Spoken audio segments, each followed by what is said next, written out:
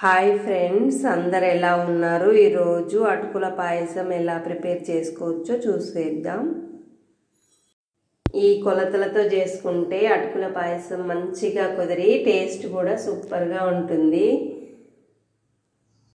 ఒక్కసారి అటుకుల పాయసాన్ని చేసుకొని తినండి, మళ్ళీ మళ్ళీ చేసుకొని తినాలనిపించేంత టేస్టీగా ఉంటుంది. ఇప్పుడు దీనిని ఎలా ప్రిపేర్ చేసుకోవచ్చో చూసేద్దాము.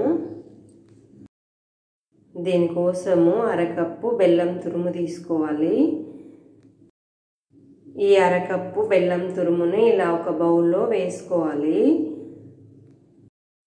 బెల్లం తురుము మీరు స్వీట్ తినేదాన్ని బట్టి వేసుకోండి. ఇప్పుడు దీంట్లో ఒక కప్పు వాటర్ పోసుకోవాలి. ఇలా వాటర్ పోసుకున్న తర్వాత స్టవ్ మీద పెట్టేసి స్టవ్ ఆన్ చేసుకొని బెల్లం తురుము కరిగిపోయే వరకు బాయిల్ చేసుకోవాలి.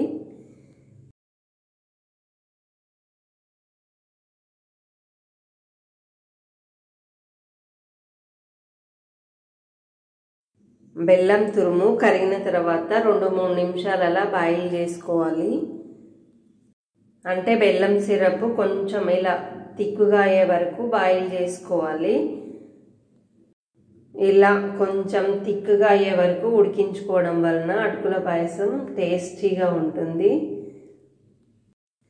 ఇలా కొంచెం తిక్కుగా అయిన తర్వాత స్టవ్ ఆపేసి చల్లారనివ్వాలి.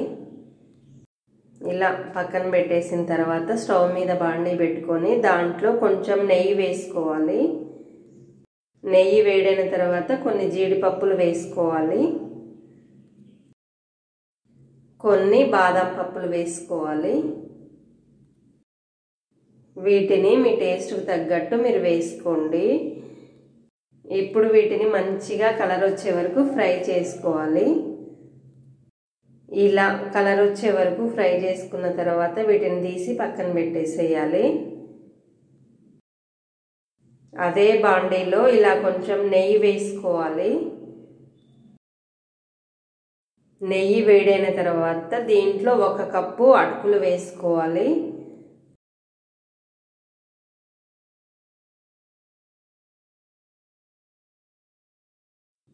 ఈ అటుకులని మంచిగా ఫ్రై చేసుకోవాలి.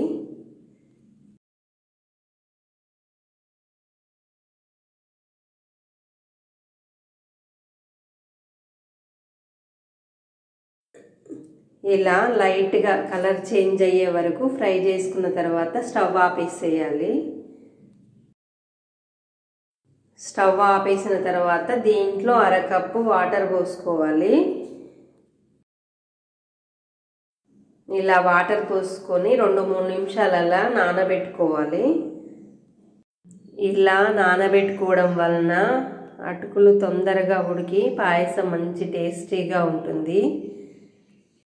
ఇలా నానబెట్టుకున్న తర్వాత స్టవ్ ఆన్ చేసుకొని దీంట్లో 2 కప్పుల పాలు పోసుకోవాలి.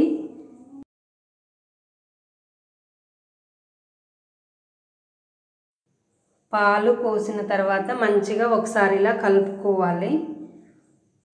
ఇలా కలుపుకున్న తర్వాత లో ఫ్లేమ్లో కొంచెం దగ్గర పడే వరకు ఉడికించుకోవాలి. నా వీడియోస్ మీకు మంచిగా అనిపిస్తే సబ్స్క్రైబ్ చేసుకోండి ఫ్రెండ్స్. మధ్య మధ్యలో ఇలా కలుపుతూ ఉండాలి.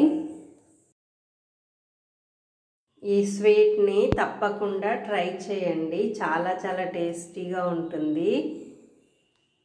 చేసిన వెంటనే గిన్నె ఖాళీ అవుతుంది, అంత టేస్టీగా ఉంటుంది.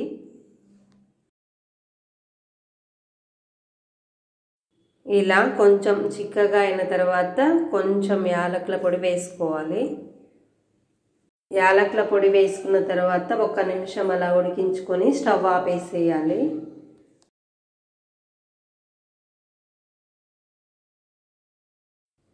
స్టవ్ ఆపేసిన వెంటనే మనం ప్రిపేర్ చేసుకొని పెట్టుకున్న బెల్లం సిరప్ని దీంట్లో ఇలా వడగట్టుకోవాలి. ఇలా వడగట్టుకోవడం వలన నలకలు ఏమైనా ఉంటే పోతాయి.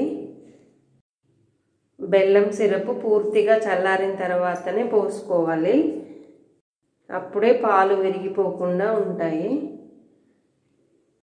బెల్లం సిరప్ పోసిన తర్వాత మంచిగా ఒకసారి ఇలా కలుపుకోవాలి. కలుపుకున్న తర్వాత మనం ఫ్రై చేసుకొని పెట్టుకున్న జీడిపప్పులు బాదం పప్పులు వేసుకోవాలి. అంతే ఫ్రెండ్స్, ఎంతో టేస్టీగా ఉండే అటుకుల పాయసంని ఇలా ఈజీగా ప్రిపేర్ చేసుకోవచ్చు. ఒక్కసారి చేసుకొని తింటే మళ్ళీ మళ్ళీ చేసుకొని తింటాము, అంత టేస్టీగా ఉంటుంది. ఈ వీడియో మీకు మంచిగా అనిపిస్తే తప్పకుండా మీ ఫ్రెండ్స్కి షేర్ చేయండి, లైక్ చేయండి. మంచి వీడియోతో మళ్ళీ కలుసుకుందాం ఫ్రెండ్స్.